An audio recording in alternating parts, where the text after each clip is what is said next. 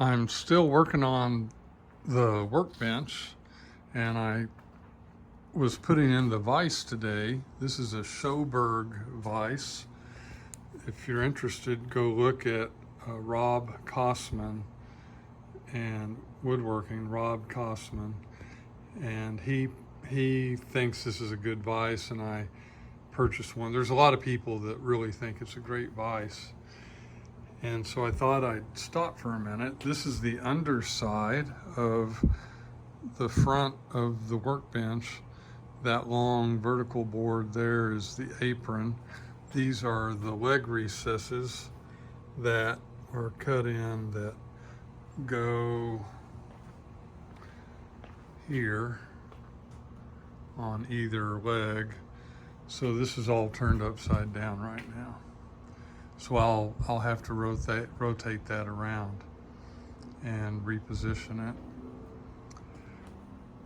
To get this in, this is a Paul Sellers style workbench, and I decided on the Sjoberg Vise after selecting this workbench. So in order to get this vise installed, I had to cut out this hole. It was a little more complicated to do than I thought, and I didn't do a great job. I've got to finish some stuff up here. I cut those holes from the other side. I probably should have done it from this side, but I was using a jigsaw that cut on the upstroke, so it's okay. I'm happy how it went in. I have to get the piece here. I'll show everything when it's all finished and put together. But this is what it looks like. In order to get these holes in, or to get these screws in, lag screws, I had to find a little stubby drill, and I actually used my ratchet to reach in there and drill a pilot hole on either side so that these would go in without splitting the wood, and plus I had to be able to get it started. Here's a little set that I bought of stubby screws that have a hex head, so I used a hex socket.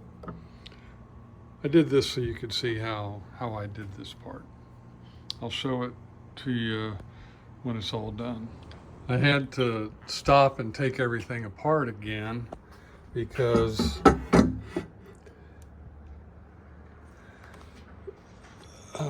the vise was really hard to operate, and what I found is that the screw that goes, here's the nut that this screws. So the orientation of this is,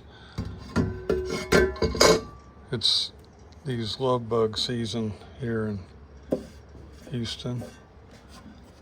Get rid of these guys.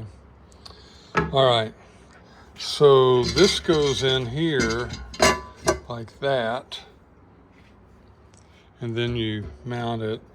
And the way you adjust it is with these adjusting screws. There's two of them, one at each end.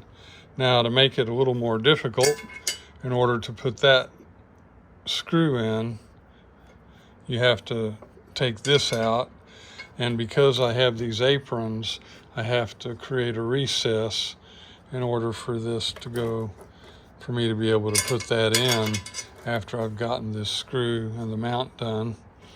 You have these tabs at the end that provide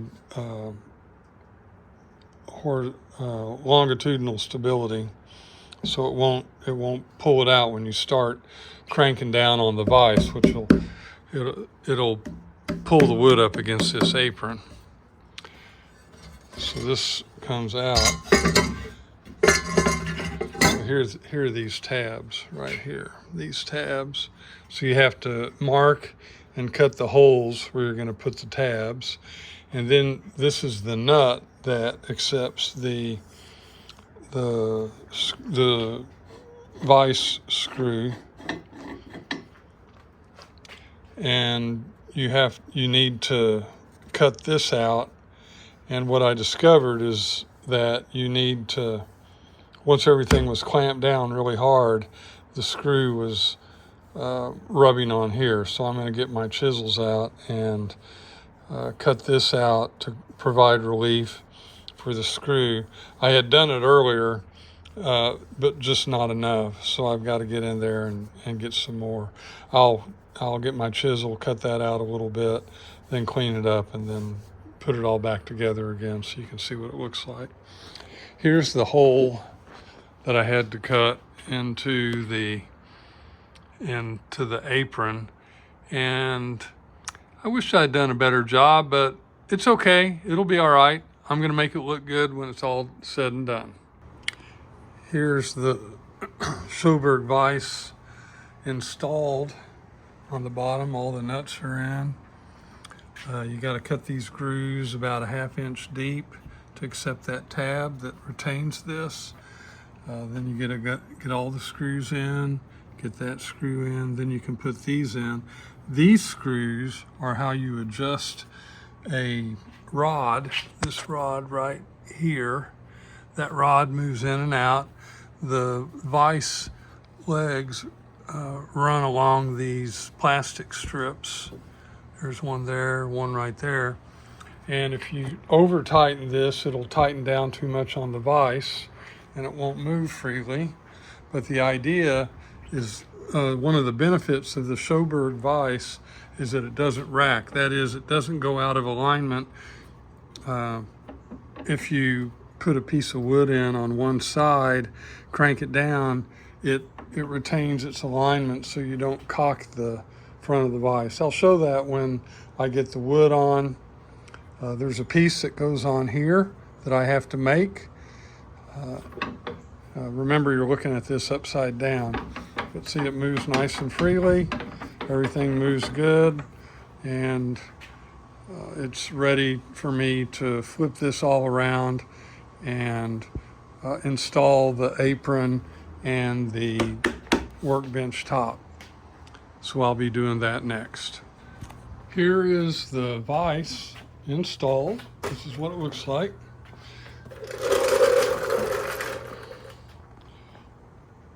And I got the shelf or the worktop back in its spot where it's supposed to be.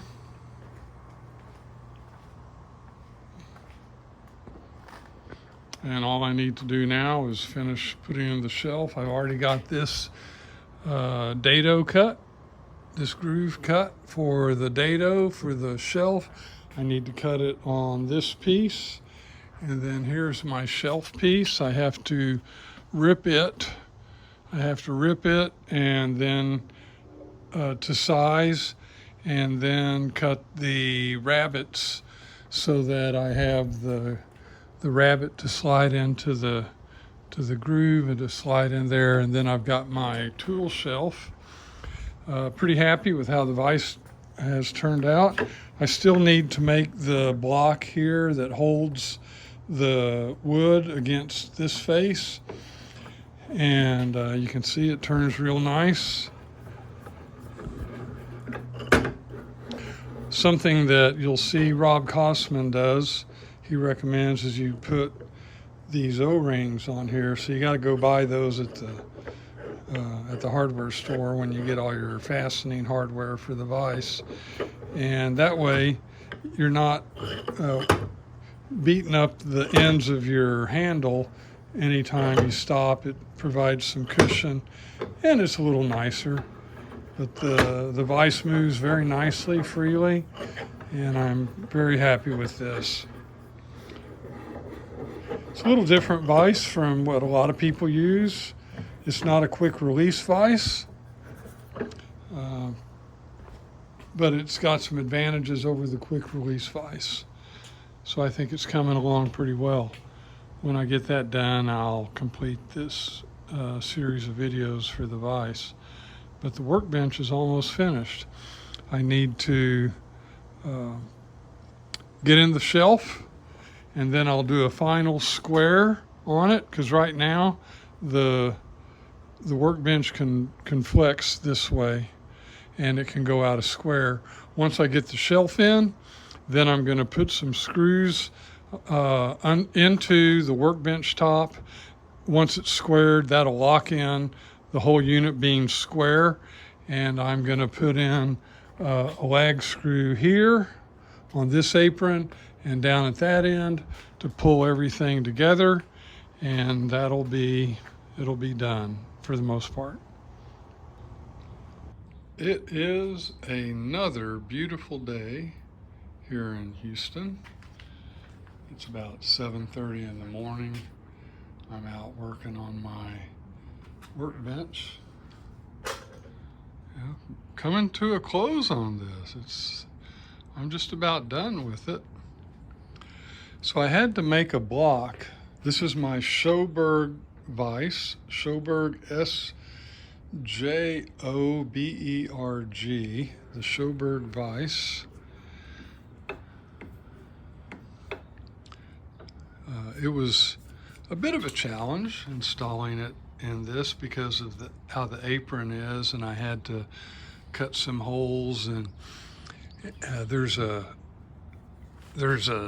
screw, or I used a lag screw that goes right up in here, so it goes into the apron.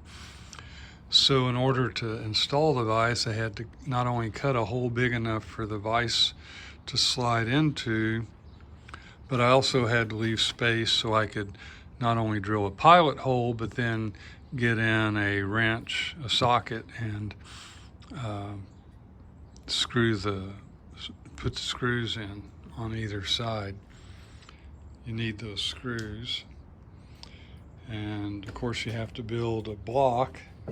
And here's the block I built. I took some 1-inch maple, hard maple, and laminated it so that I could get a nice block. It's all true and square.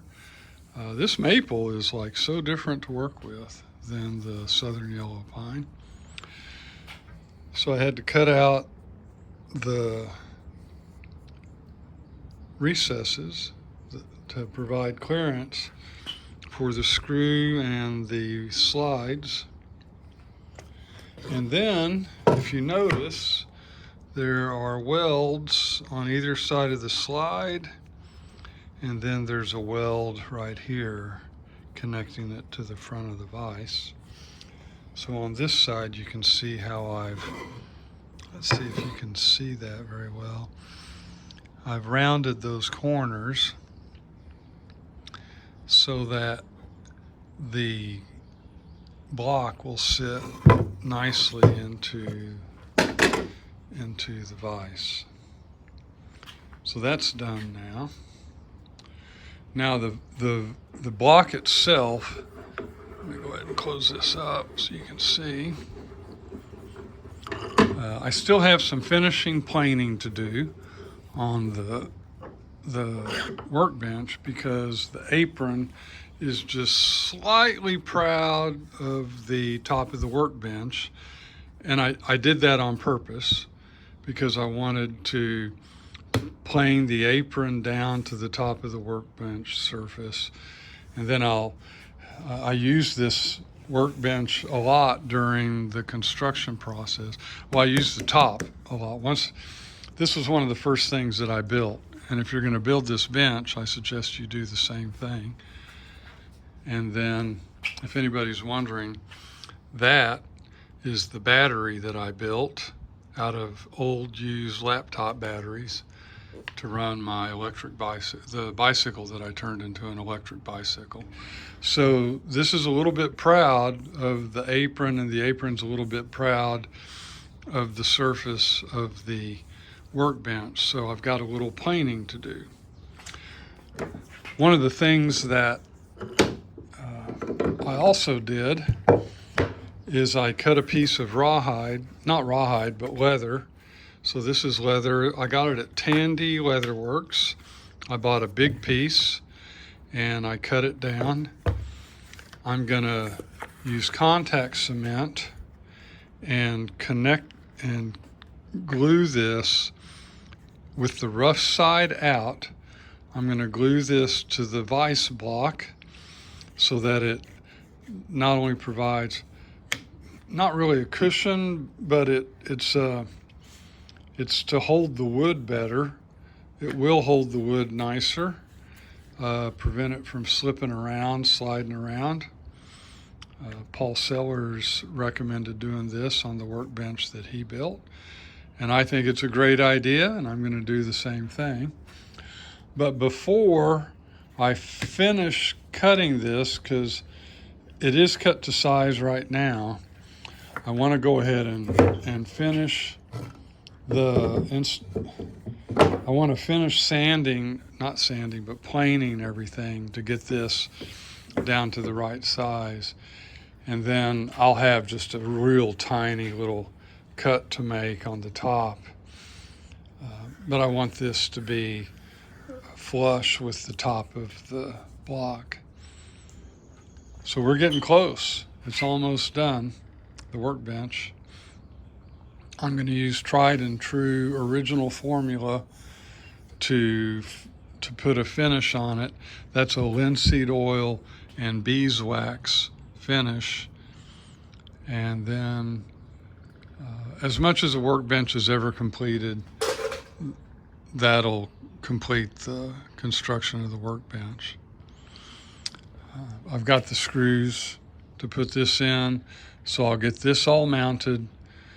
I'm going to finish planing everything, then I'll take this out, finish cutting the piece of leather, attach it with contact cement, and then put everything back in. This has been a great project. I encourage anybody interested in getting into hand-tooled woodworking to think about building their own bench. Don't just go buy one. Build it yourself, because you learn so much that you'll be able to take forward in your woodworking journey. Thanks. Here's the finished vise block with the leather lining on the front of it.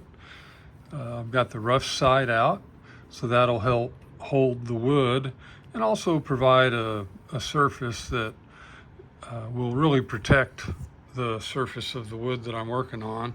Of course, this is wood here, and this nut or bolt is recessed in, so nothing will ever get scratched there. Got the screws in. There's 4 on the bottom, 4 here. I use like 3/4 inch screws. They're number 12s. And there is the completed vise block. There's the vise. It's not a quick release vise, but I'm not worried about that. I think that's a convenience thing, for sure. It's nice to have, but I like this vise very good because it is an anti-racking vise. See, I can pull on one side and it doesn't move. So yeah, so it's good and strong that way. Contact cement to get the leather on, the leather lining. Very happy with how this has turned out.